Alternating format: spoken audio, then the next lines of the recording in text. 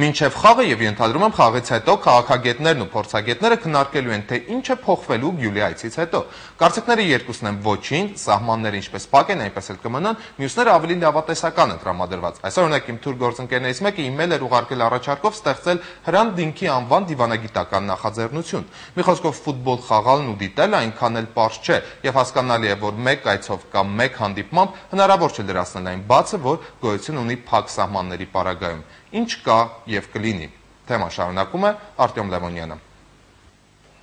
Ասուլիսային Հիչիքերտի վերջին օրերի հրատապ թեման հայ-թուրքական ֆուտբոլային, բայց նաև քաղաքական հանդիպումն է։ Շաբաթվա հիթի շուրջ այսօր կարծիքներ են հայտնել քաղաքական հակադիր թևերը ներկայացնող դաշնակցությունն ու ՀԱԿ-ը։ Խնդիրը վերլուծել է նաև Արարատ ռազմավարական կենտրոնի տնօրենը։ Գլխավոր դերակատարը երկու դեպքում էլ 100-ամյա կուսակցությունն էր։ Արմեն Այվազյանը դեմ չէ Հույդայի բողոքի ակցիային, դեմ է բողոքի ուղղվածությանը։ Իմ տարբերությունը դաշնակցության դիրքորոշումից շատ էական է։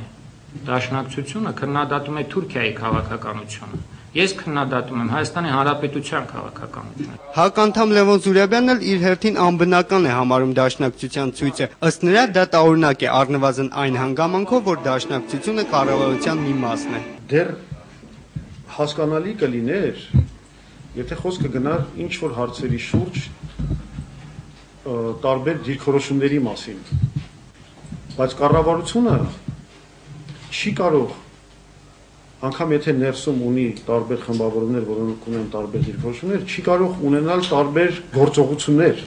Դաշնակցությունը արդարանալու պատճառ չունի։ Ըստ Կիրո Մանոյանի Գյուլի այցից դրական փոփոխություններ պետք չէ սպասել։ Մանոյանի կարծիքով, եթե Թուրքիան փոխի իր կեցվածքը Հայաստանի նկատմամբ, դա կանի միայն իր դիրքն ամրապնդելու նպատակով։ Սահմանի բացման նպատակին էլ Կիրո Մանոյանը հավատում է ինչպես պարզ երկնքում կայծակին։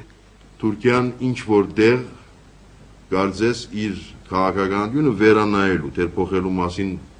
հիմք չունենք ասելու, որ Թուրքիան իր քաղաքականությունը փոխում է։ Կարող է սահմանը մի օր արթնանան եւ բացեն թուրքերը, որովհետեւ այդպիսի քայլ արեցին Կիպրոսում։ Մի օր վեր կացան, ասեցին, որ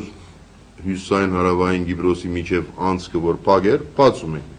Սահմանի բացումը կլինի կայծակնային, թե դանդաղկոտ վերլուծում է Արմեն Այվազյանը եւ պատասխանում ոչ այն, ոչ էլ մյուսը։ Թուրքիան սահմանը կբացի միայն իր նախապայմանները առաջ մղելով եւ սահմանի բացման ժամանակ շահավետ դիրքում հայտնվելու պարագայում, ըստ փորձագետի նախապայմաններն ու սահմանը փակ պահելը ճնշման լծակներ են։ Իրականում դրանք անհնար է ընդունել, այսինքն Արցախը հանձնել Ադրբեջանին անհնար է։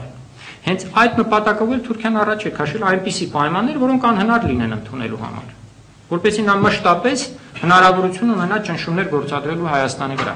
Վերլուծաբանը նկատեց Հայաստանը պետք է հաշվի առնի ոչ միայն քաղաքական շահերը, այլ նաև տնտեսական եւ ժողովրդագրական խնդիրները։ Ըստ նրա դիվանագիտական հարաբերությունների հաստատումը չի երաշխավորում միայն դրական արդյունքներ։ Արտյոմ Լևոնյան, Գևորգ Գևորգյան, Ռոմիկ Խաչատրյան, Հայլուր։